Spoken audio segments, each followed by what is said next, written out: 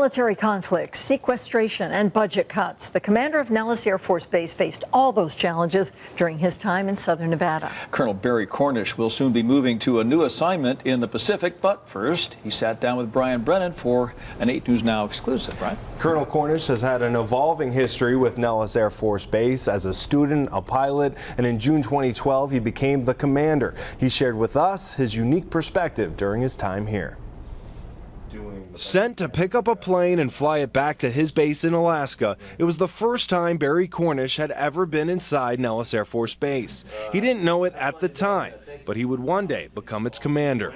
When we landed, I instantly got kind of mesmerized by this place. Nellis is the home of Red Flag and the Warfare Center. It's where new tactics are drawn up and where advanced training is given. Pilots prepare for war by flying in ways that aren't allowed at most other bases in the country. I know that Las Vegas is sometimes known as the Disneyland for adults, but Nellis is really Disneyland for airmen.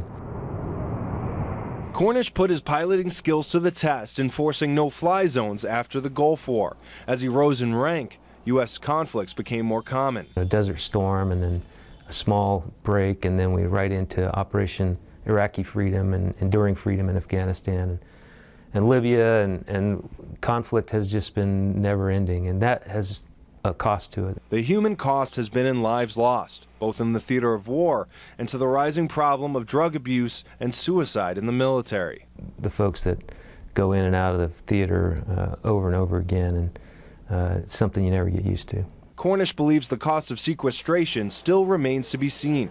The second session of the weapons school was grounded last year. Each session normally advances 80 officers. To have skipped one generation of that, it will manifest itself over time in reduced capability and reduced readiness.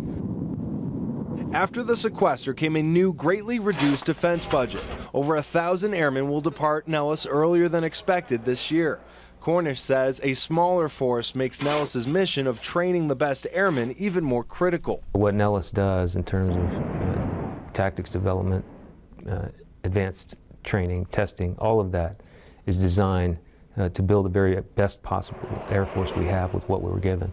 He's leaving for a new assignment, but says he will take what he learned at Nellis with him. I know that I will take with me, once again, learning that Nellis is where airmen get better. I will leave here a better airman than when I came here.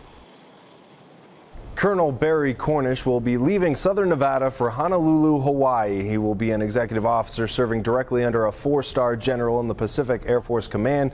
Colonel Rick Bootwell will be taking his place here. Change of command ceremony is set for this Friday. Paul.